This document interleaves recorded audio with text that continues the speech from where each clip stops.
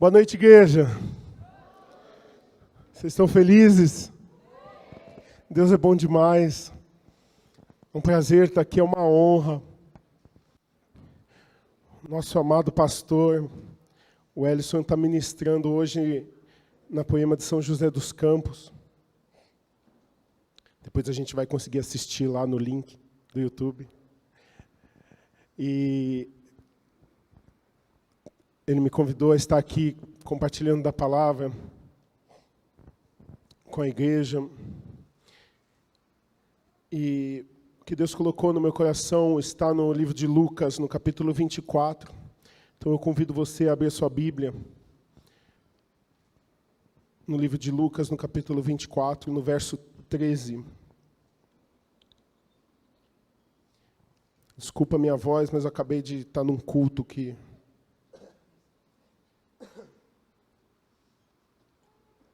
Deus é bom. Amém? Lucas 24, verso 13, diz assim: Naquele mesmo dia, 2 dos seguidores de Jesus caminhavam para o povoado de Emaús, a 11 quilômetros de Jerusalém. No caminho falavam a respeito de tudo o que havia acontecido. Enquanto conversavam e discutiam, o próprio Jesus se aproximou e começou a andar com eles. Os olhos deles, porém, estavam como que impedidos de reconhecê-lo. Jesus lhes perguntou: Sobre o que vocês tanto debatem enquanto caminham? Eles pararam com o rosto entristecido.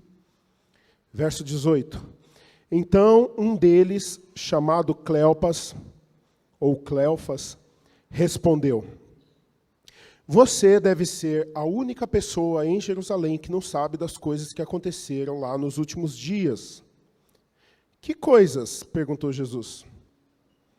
As coisas que aconteceram com Jesus de Nazaré, responderam eles. Ele era um profeta de palavras e ações poderosas aos olhos de Deus e de todo o povo. Mas os principais sacerdotes e outros líderes religiosos o entregaram para que fosse condenado à morte e o crucificaram. Tínhamos esperança de que ele fosse aquele que resgataria Israel. Isso tudo aconteceu há 3 dias. Vamos fechar nossos olhos. Espírito de entendimento e sabedoria, nós pedimos que a tua luz resplandeça sobre nós. Que o Senhor esteja diretamente falando aos nossos corações aquilo que nós precisamos ouvir, não aquilo que apenas queremos. Nós repreendemos tudo aquilo que possa vir a roubar essa semente poderosa. Senhor, que ela caia em terra fértil. Espírito Santo, trabalhe a terra do nosso coração para que essa semente frutifique a 30, 60 e a 100 por 1, em nome de Jesus. Amém. O contexto dessa passagem que nós lemos se dá após a ressurreição de Jesus Cristo. Jesus morreu, ressuscitou, tinha sido crucificado, mas havia ressuscitado. Tanto que ela começa com, naquele mesmo dia. Aquele mesmo dia que a passagem se refere, é o mesmo dia da ressurreição de Jesus. O domingo. Naquele mesmo dia, 2 homens estavam caminhando sentido a uma cidade saindo de Jerusalém. Vemos aqui 2 homens que não fazem parte do grupo dos 12 apóstolos ou dos 12 discípulos. Não estavam naquela lista. Um deles se chamava Cleofas. A Bíblia traz o nome. O outro a gente nunca saberá, mas provavelmente Lucas, quem escreve esse livro. É curioso que em várias passagens da Bíblia, a Bíblia trata de vários outros discípulos, além dos 12. Então, às vezes, a gente tem só aquela ideia, né, do grupo dos 12, que um acabou traindo, mas a Bíblia fala de 70. A Bíblia fala de mulheres que se reuniam junto de Jesus e acompanhavam o seu ministério. O ministério de Jesus era sacudir onde passava, assim, ia toda a trupe. E ali tinham 2 deles.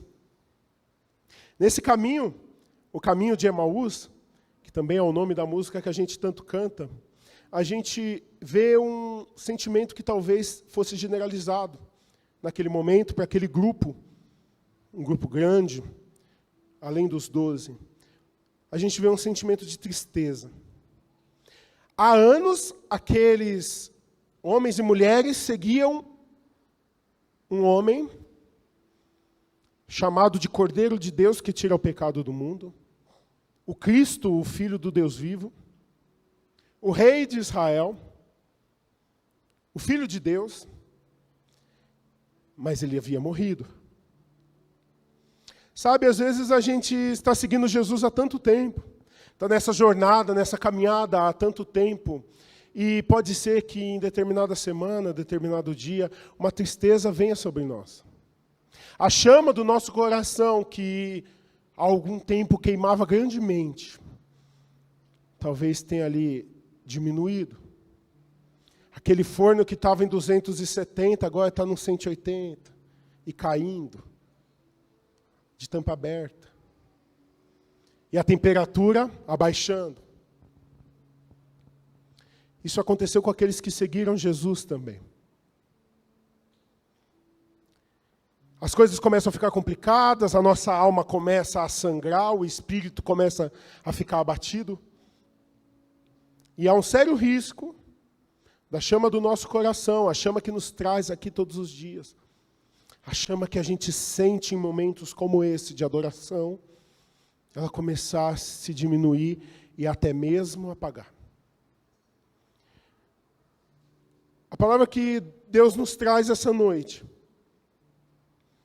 dá esperança em meu coração de que o Espírito Santo nos ajude e nos convença a sermos fortalecidos, motivados, consolados, a termos novamente essa chama acesa no nosso peito. Um coração queimando, radiante, um rosto radiante por Jesus. Então eu convido vocês a estarmos juntos meditando verso a verso do que aconteceu nesse caminho de tristeza. No verso 13, o texto começa com: naquele mesmo dia, 2 dos seguidores de Jesus caminhavam para o povoado de Emaús, a 11 quilômetros de Jerusalém.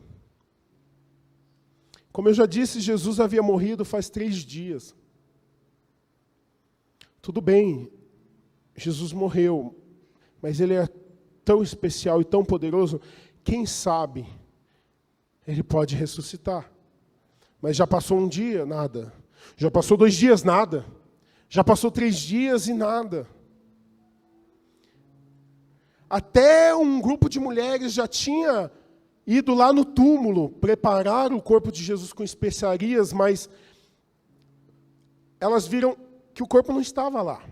2 anjos avisaram a elas e falaram assim: Jesus ressuscitou. Eu leio essa história e eu vejo que tem uma coisa meio mal contada aí. Não que a Bíblia está mal contada, não. Mas nesse texto, mais para frente, a gente vai ver que um grupo de mulheres viu anjos falando com elas sobre a ressurreição de Jesus. Elas correram, retornaram e falaram a todos: Jesus está vivo, o corpo não está lá, e anjos nos relataram isso. Quando esses 2 discípulos ouviram isso, eles viraram as costas e foram embora. Ah, é mesmo? Então eu vou para Emaús. Vou deixar toda essa missão para trás e vou voltar para minha casa. Você sabe por quê? Dizem os historiadores, tanto da época quanto de agora, que o testemunho de uma mulher não era válido para nada. Uma mulher falando ou não falando, não mudaria em nada a situação naquela época. Hoje pode parecer muito estranho para nós. Se uma das nossas irmãs aqui, uma de nossas amigas vem contando algo miraculoso da parte de Deus, obviamente a gente vai dar crédito. Mas não foi assim no início. E eu não acho que foi uma mera casualidade de Jesus ter colocado essas mulheres como as primeiras testemunhas de tudo que viria. A igreja de Jesus já começa invertendo essa ordem da sociedade. Hoje, nós que cremos na palavra de Deus, somos taxados de machistas, misóginos, sexistas, antifeministas. Mas a história nos mostra que o nosso Jesus, ele inverteu toda a ordem social em favor de um grupo de mulheres. E além de falar em social aqui, em sociedade, eu trago para o lado espiritual. Não importa se você acha que você é pequeno demais para dar um testemunho do que Deus tem feito. Saiba que você é parte desse corpo. Nós somos um corpo. Nós somos um corpo. E o cabeça é Jesus. 1 Coríntios 12, 22 diz, somos um corpo, e algumas partes que parecem mais fracas são as mais necessárias. Mas na nossa humanidade, na nossa visão carnal, quem está aqui em cima é mais necessário do que quem está embaixo. Na nossa visão carnal, quem está embaixo é mais necessário do que quem está lá fora. Mas Deus não vê assim. E se nós queremos ter a visão de como Jesus vê, nós temos que começar a mudar isso dentro de nós. Não se coloque abaixo daquilo que Deus te coloca. Você é um filho de Deus.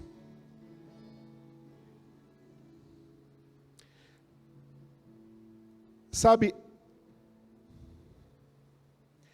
essas mulheres entenderam a porção delas. Em toda a história do Evangelho, a porção delas era: eu ouvi algo de anjos e eu vou contar para a igreja. Você tem sabido qual é a sua porção? Você tem entendido o que Jesus quer de você? Porque se a gente não sabe o que Jesus espera de nós, como estaremos atuando nesse plano tão maravilhoso da salvação para essa terra?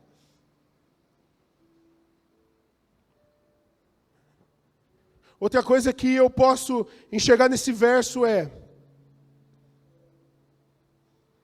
a dúvida fez eles saírem de Jerusalém. Apesar do testemunho daquelas irmãs, eles pegaram e foram para outra cidade, Emaús. Emaús significa fontes de águas quentes.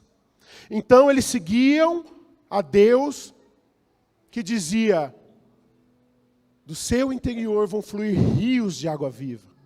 E agora que Jesus morreu, eles falam: eu vou atrás de outras fontes. Uma pequena notícia não pode ter o poder de mudar o plano de Deus sobre a sua vida. A gente não pode abandonar tudo aquilo que Deus quer de nós, simplesmente porque a gente não acredita mais. A desesperança não pode afligir o nosso coração. Foram só 11 quilômetros de desvio. E hoje no Waze, no Uber, 11 quilômetros pode parecer pouco, mas naquela época, numa estrada toda pedregosa, de altos e baixos, no meio do deserto, carregando os próprios utensílios, de sandália, cheio de pano.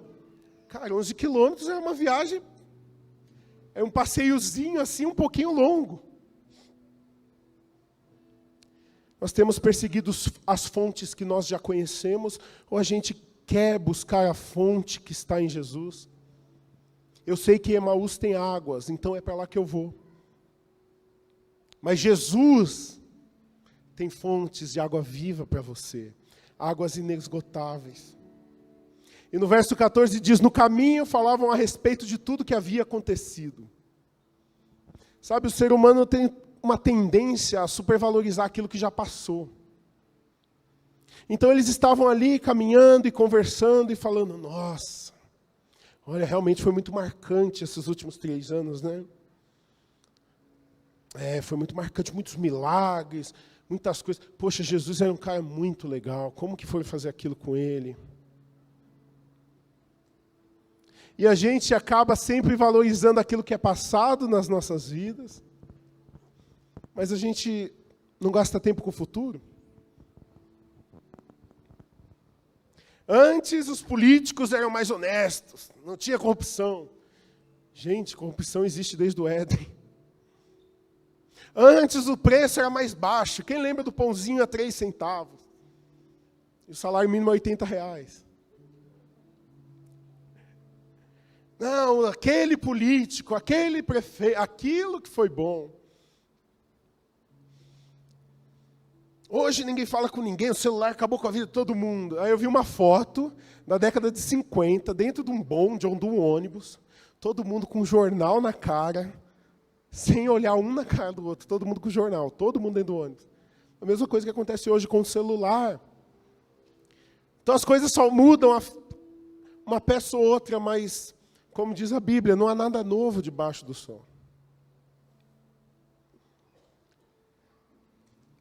É uma frase muito comum, porque no meu tempo,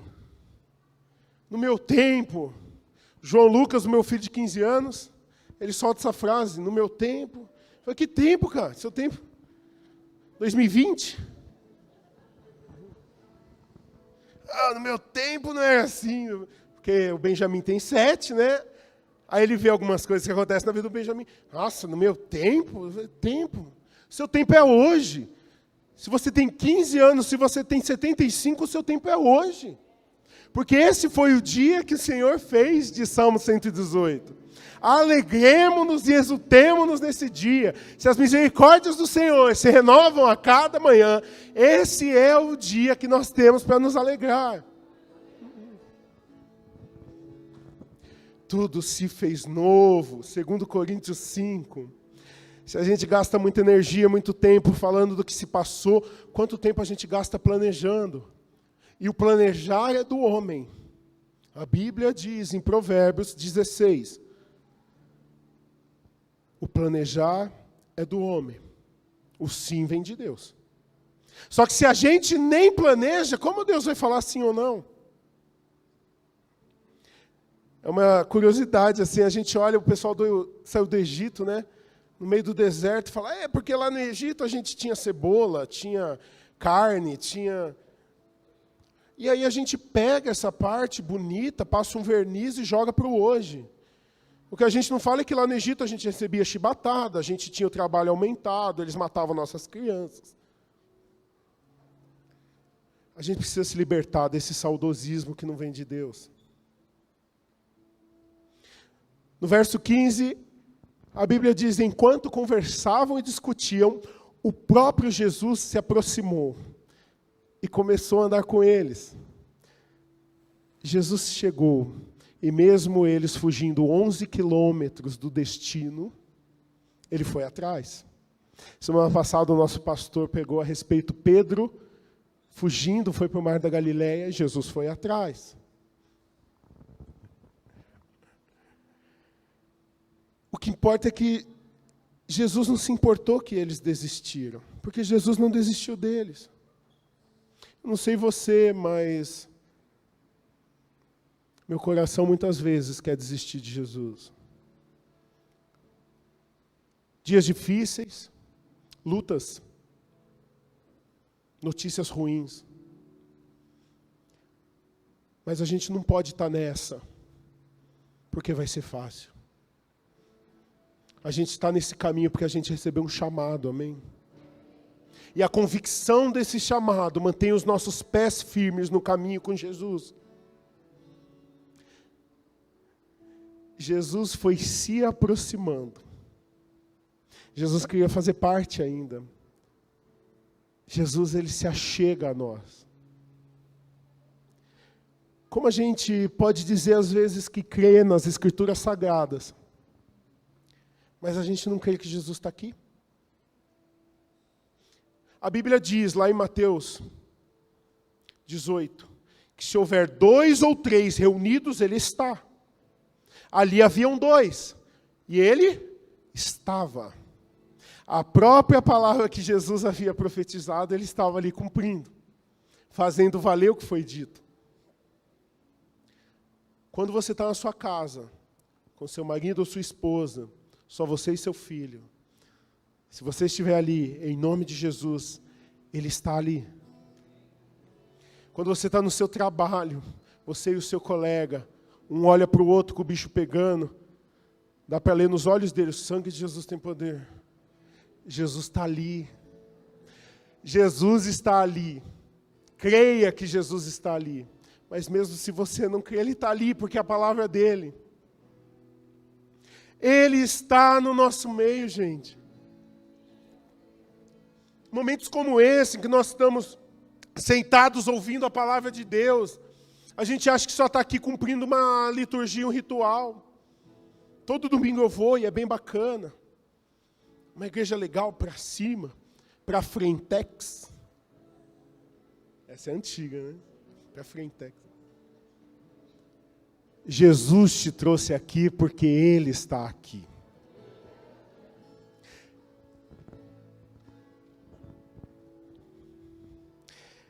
E é curioso que Jesus vai atrás deles bem no caminho, né? Então eles estão caminhando e Jesus começa a caminhar com eles. Isso me mexe comigo, porque mostra o quanto Deus ele é um Deus de movimento. Eu lembro de Ezequiel 1. Ezequiel 1 fala assim, que o trono de Deus tem rodas. Caraca, como assim? Está lá na Bíblia. Ezequiel tem uma visão e o trono de Deus tem rodas. Deus é um Deus de movimento. Quando a Bíblia fala que as bênçãos vão seguir, quer dizer que você precisa estar andando, porque só segue aquilo que está em movimento. Aquilo que está parado é atingido, né? A graça te atinge, mas as bênçãos te seguem. Se coloca em movimento. Coloca o pé. Se não for da parte de Deus, eu tenho certeza que uma das bênçãos é Ele tirar o seu pé de lá.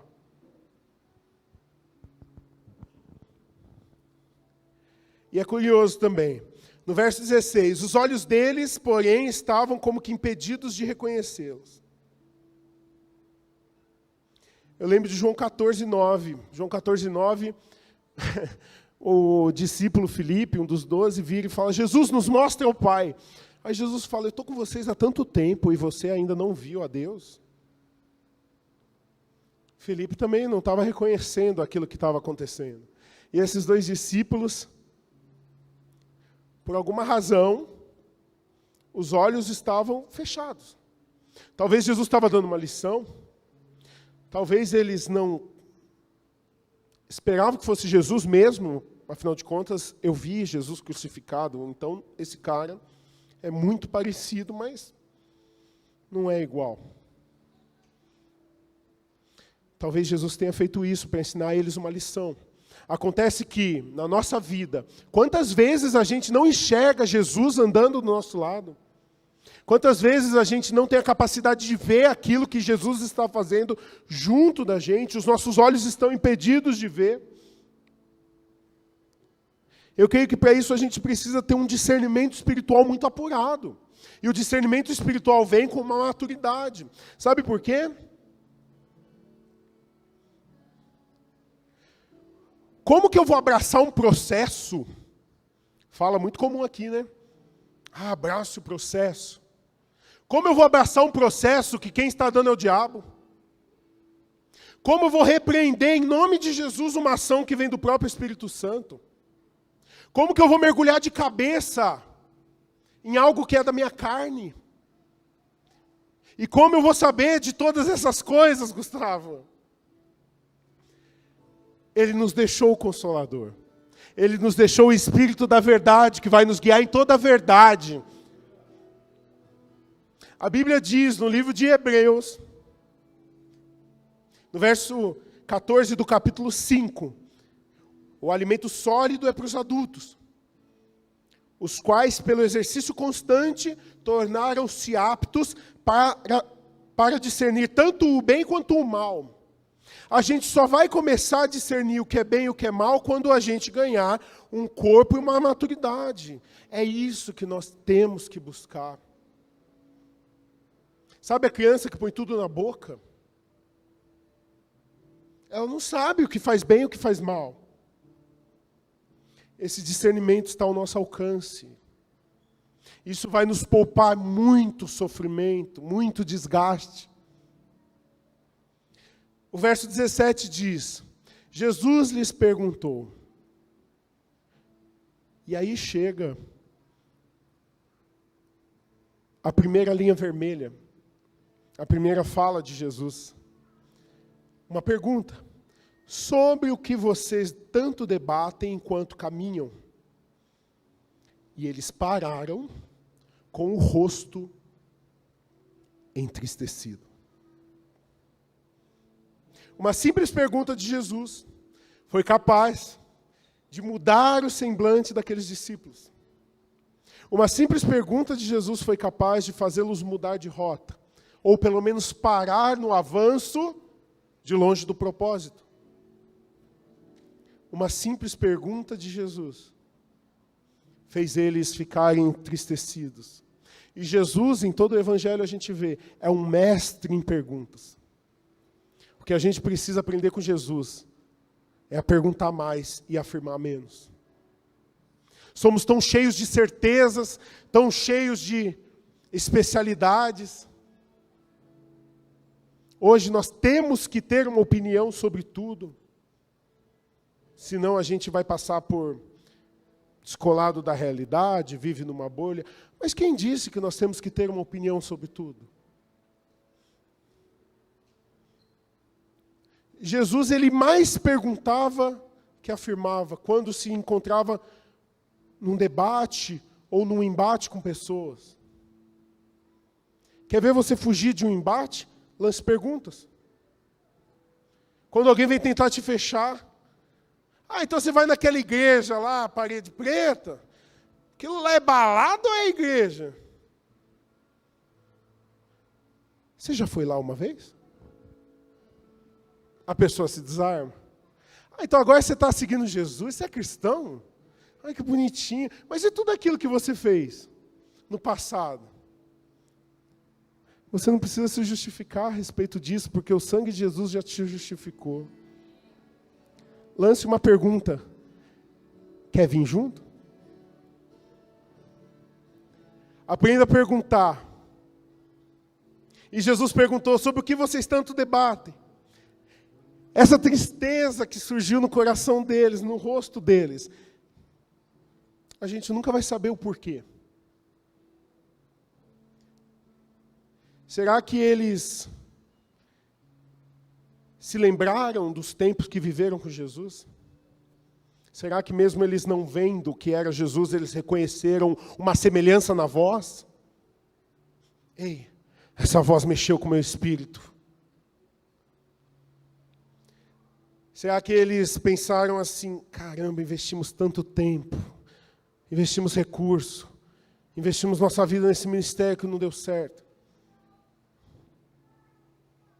Ou será que eles se entristeceram pela resposta que eles estavam dando naquele momento àquele problema? Jesus morreu, e o que eu fiz? Fugi. Quando Jesus pergunta, eles se entristecem. Jesus quer te colocar de volta no propósito inicial, fazendo você ir para um caminho que Ele tem para você. As perguntas de Jesus têm o poder de mudar os nossos destinos. E não se engane, Jesus não parou de fazer perguntas. Ele tem feito muitas hoje ainda. Nessa noite Ele já fez algumas, e talvez ainda fará muitas mais. O Salmo 34, verso 18 diz, perto está o Senhor dos que têm o coração quebrantado, e salva os de espírito abatido. Deus não vai deixar. Emanuel, o Deus conosco, não vai te abandonar por conta da sua tristeza. Deus não vai te deixar por conta da sua ansiedade. Deus não vai te deixar de lado, lutando sozinho contra uma depressão. Não, não. Ele está do seu lado. Mas Deus não responde a perguntas, Ele as faz. Deus responde respostas. Que respostas nós temos dado a Jesus? As perguntas que Ele tem feito a nós. O verso 18 diz, então um deles, chamado Cleopas, respondeu, você deve ser a única pessoa em Jerusalém que não sabe das coisas que aconteceram lá nos últimos dias. Vem uma segunda pergunta: que coisas? Perguntou Jesus. As coisas que aconteceram com Jesus de Nazaré. Responderam eles. Ele era um profeta de palavras e ações poderosas aos olhos de Deus e de todo o povo. Jesus faz mais uma pergunta que ele já sabia a resposta. Aliás, que pergunta Jesus não sabe a resposta? Mas por que ele ainda insiste em perguntar? É curioso que Jesus pergunta de si mesmo, para dois caras que não sabem nem com quem estavam falando. Quem aqui já teve oportunidade de ouvir alguém falar de você sem a pessoa saber que você estava ali? Levanta a mão, por favor, só para a gente fazer um levantamento estatístico aqui. Oh, bastante gente, o pessoal está falando mesmo. Pode ser por telefone, sabe? Ligação que ficou aberta, o áudio que veio sem querer, o banheiro feminino, a cabininha do banheiro feminino.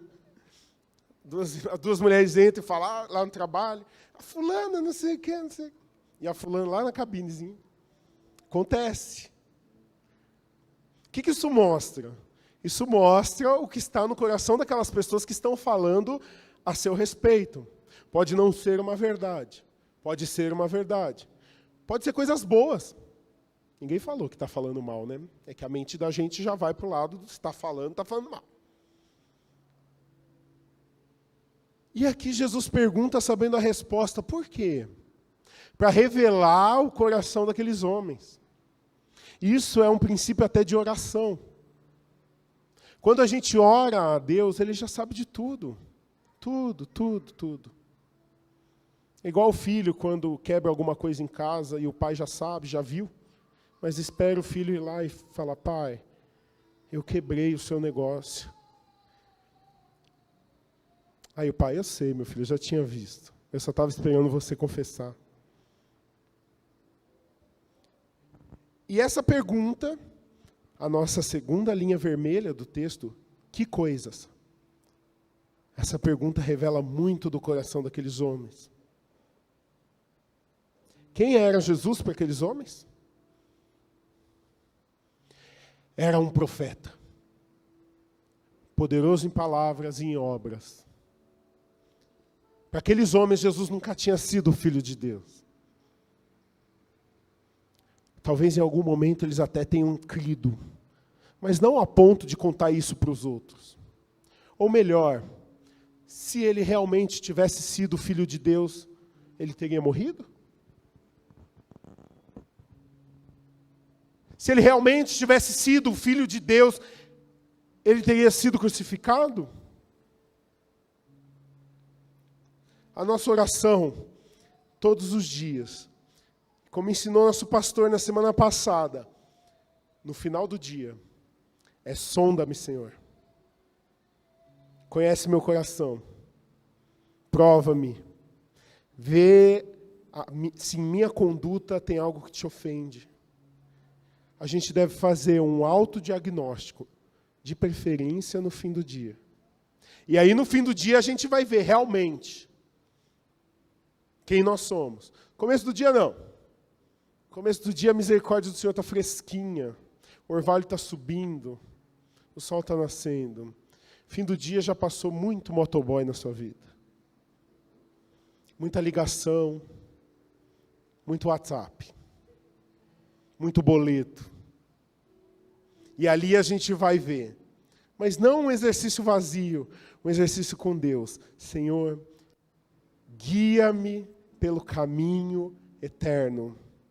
Em outras palavras, Senhor, estou tão ruim assim, mas tenha misericórdia de mim.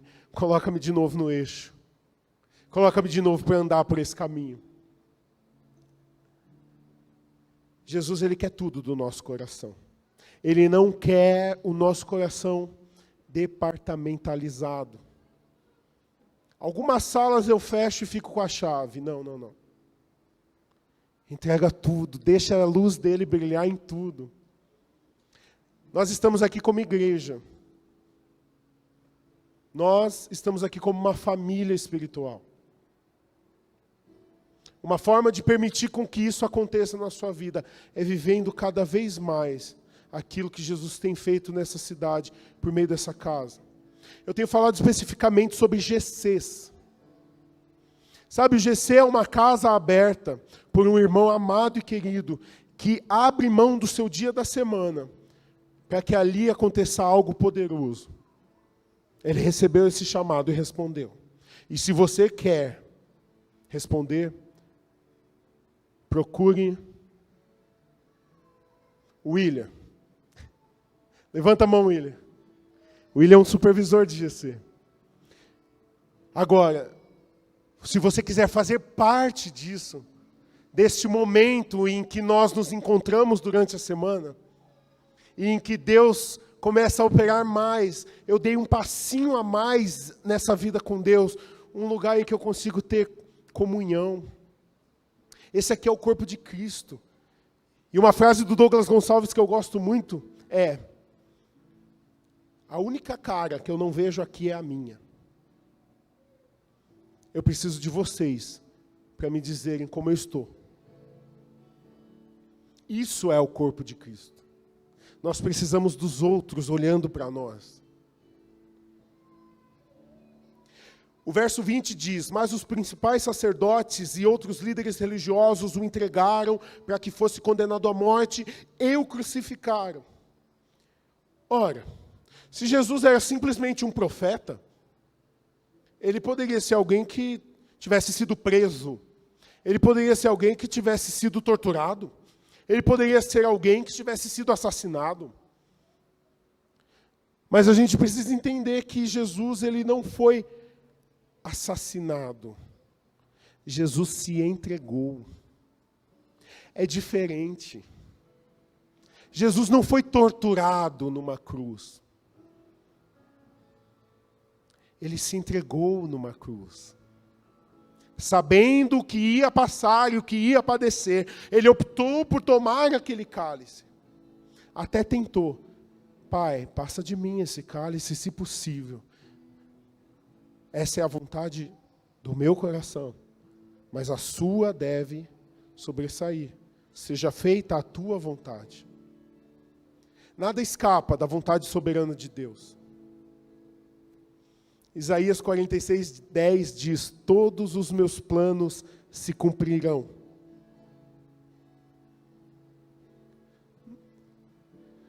Eu queria que você lembrasse de algo que Deus falou na sua vida. E que essa semente que ainda está em algum lugar no seu coração possa ser regada essa noite por meio dessas águas. E frutifique em uma promessa que se cumprirá. Em nome de Jesus. As perguntas de Jesus continuam revelando o que nós pensamos dele. Quando acontece algo muito tenebroso na nossa vida, Jesus perguntando: ei, você crê em mim? Quando temos momentos de dízimos e ofertas, é Jesus perguntando: ei, as suas finanças são minhas? Quando damos passos no nosso ministério, nos aprofundando no serviço, abrindo mão de tempo, é Jesus falando: ei, eu tenho um pouco mais de espaço na sua rotina? Todas essas coisas são difíceis, não são fáceis. Podemos ter fortalezas construídas na nossa mente a esse respeito. Mas para vivermos a abundância daquilo que Deus tem em nós, nós precisamos nos esforçar e pedir para Deus destruir essas fortalezas. O verso 21 diz: nós tínhamos a esperança de que Ele fosse aquele que resgataria Israel. Isso tudo aconteceu há 3 dias. A esperança se foi, porque Jesus morreu. E se a esperança se foi, eu também me vou. O que eu achava que seria o resgate de Israel não se concretizou como eu planejava. E se isso aconteceu, eu dou as costas para todo o plano e sigo. Resumidamente foi isso. Na nossa vida, no nosso dia a dia, Deus tem promessas e Deus age e Deus faz. Mas se não sai exatamente de acordo com aquilo que nós achamos que deveria ser, como nós respondemos? Eles esperavam que Israel fosse redimido. Israel estava invadido, subjugado por Roma. Pagavam impostos romanos, usavam dinheiro romano, sofriam castigos romanos, estavam sujeitos às leis romanas, eram julgados pelos romanos. Jesus chegou, isso tudo vai acabar. E eu que ando perto, então, alguma boquinha vai sobrar para mim. Alguma secretaria, algum gabinete. Mas não foi isso que aconteceu. E a frustração? Como lidar?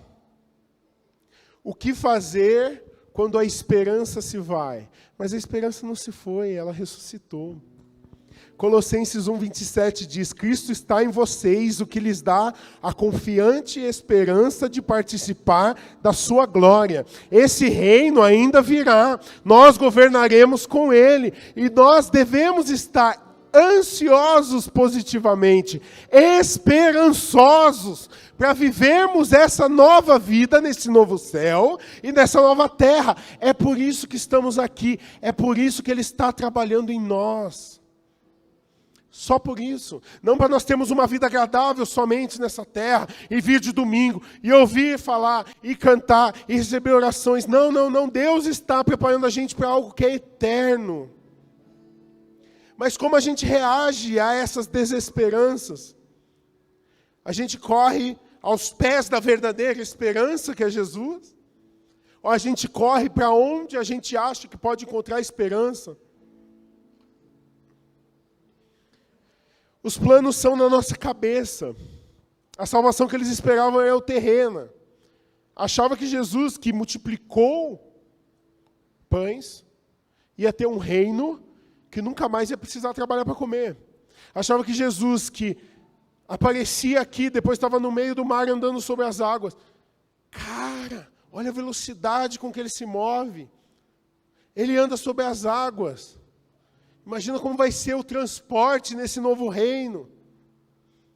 Esse reino não vai ter doença, ele cura todo mundo, ele liberta. E esse reino é verdadeiro e está por vir. Mas não é para aquele tempo. Acontece que depois de 3 anos, gente, 3 anos andando com Jesus, e ainda não haviam alinhado expectativas com aquilo que Deus tinha para a terra. 3 anos. Após 3 anos, Deus ainda vem com graça e misericórdia atrás deles e começa a explicar todas as coisas. O texto continua, Jesus falando para eles sobre Moisés, sobre as leis, sobre os profetas, e falou: ei, peraí, mas o Cordeiro de Deus, o Filho de Deus, ele não deveria padecer essas coisas? Ele não deveria morrer? Eles estavam se aproximando de Emaús, iam ficar lá no vilarejo. Jesus falou: daqui eu vou continuar, tchau, foi muito bom o tempo com vocês. Mas eles falaram: não, não, fica aqui com a gente. Fica aqui com a gente. Está noite, você vai pegar a estrada à noite, que perigo.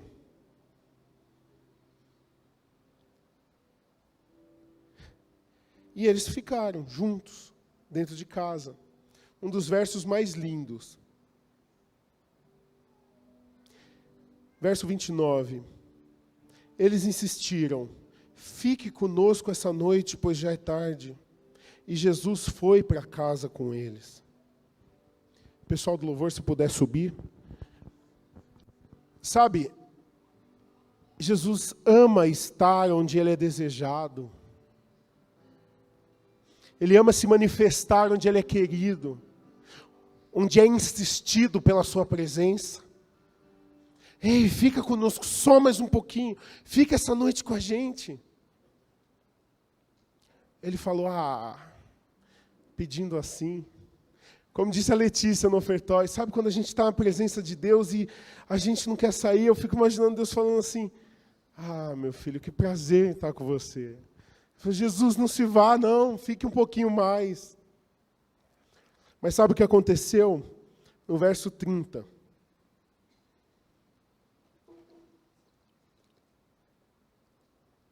Quando eles estavam à mesa, ele tomou o pão e o abençoou. Depois partiu e lhes deu. Então, os olhos deles foram abertos e o reconheceram. Nesse momento, ele desapareceu. Por isso a gente canta. E ao partir do pão, os nossos olhos se abrem. Cara, Jesus.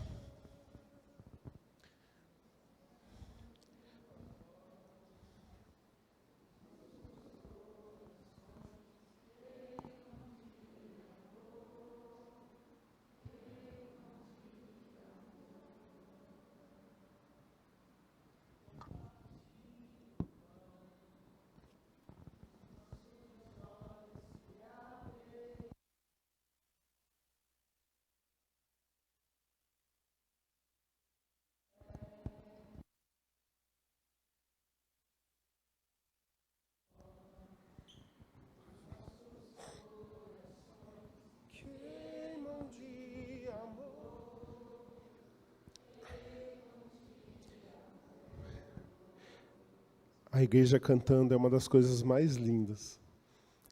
Se a gente já acha lindo, imagina Deus. Ele morreu por isso. Ele ressuscitou por isso. Para que a gente tivesse essa liberdade de abrir a nossa boca e poder louvá-lo de todo o nosso coração. Eles responderam assim: não ardia o nosso coração enquanto ele falava?